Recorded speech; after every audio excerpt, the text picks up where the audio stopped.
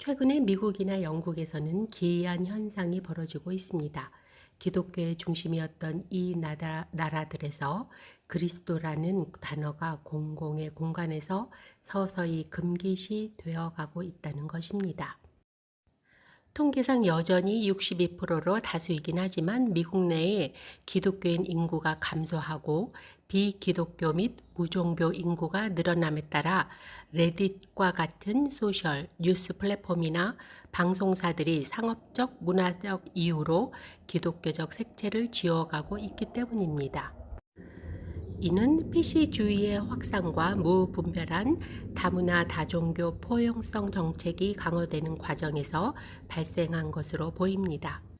영국의 경우는 더욱 심각합니다. 런던 정경계 등 일부 대학에서는 기존의 기독교 명칭 마이클마스, 크리스마스, 이벤트 등을 가을 학기나 겨울 휴일 등으로 변경했습니다.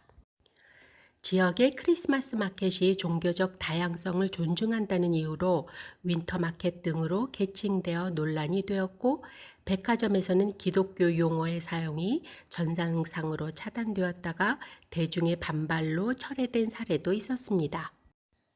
그러다 보니 자연스럽게 기독교 유산의 쇠퇴와 기독 공동체가 해체되는 상황이 벌어지고 있습니다.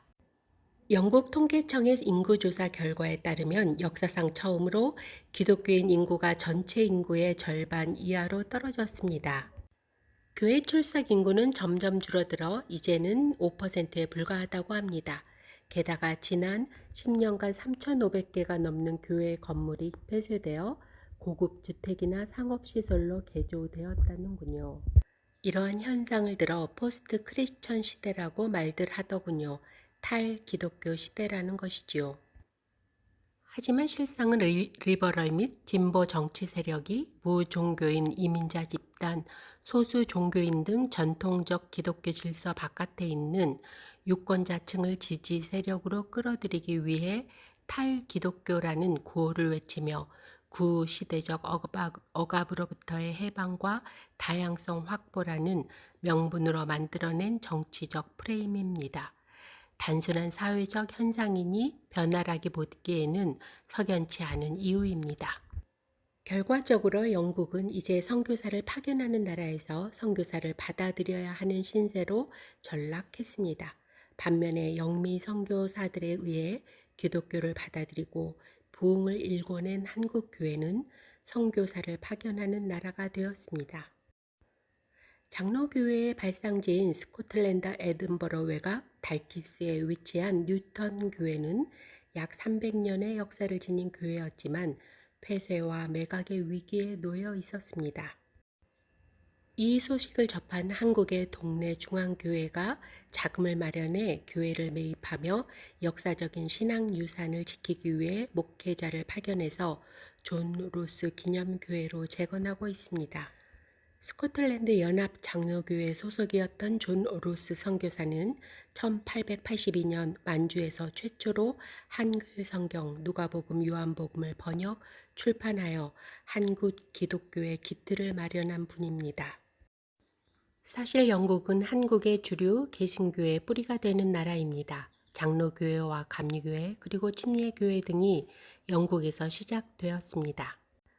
한국에서 뿌리를 내린 대부분의 개신교회들이 영국의 교회들에게서 분리되어 북미를 거쳐 한국으로 들어와서 한국에서 폭발적인 성장을 했습니다. 이제는 한국 교회가 복음의 빛을 갚기 위해 다시 유럽과 세계를 향해 나아가고 있습니다. 이는 교회의 중심이 한 나라나 한 대륙에 있는 것이 아니라 살아계신 그리스도께 있음을 보여주는 역사적 증거라 할 수 있습니다. 미국이나 영국에서 벌어지고 있는 기이한 현상은 영적으로 잠들어 버린 그리스도인들의 현 주소입니다.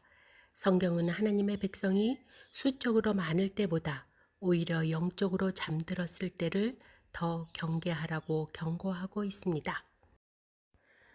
내가 이같이 미지근하여 뜨겁지도 아니하고 차지도 아니하니 내 입에서 너를 토하여 버리리라. 요한계시록 3장 16절.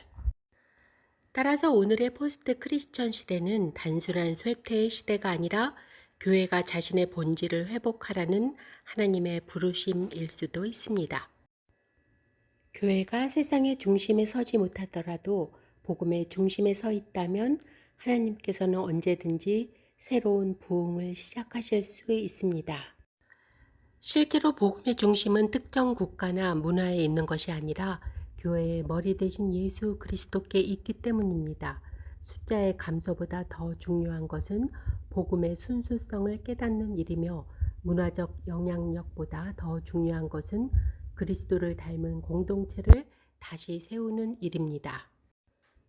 교회가 다시 복음의 본질로 돌아갈 때 하나님께서는 새로운 부흥의 역사를 시작하실 것입니다.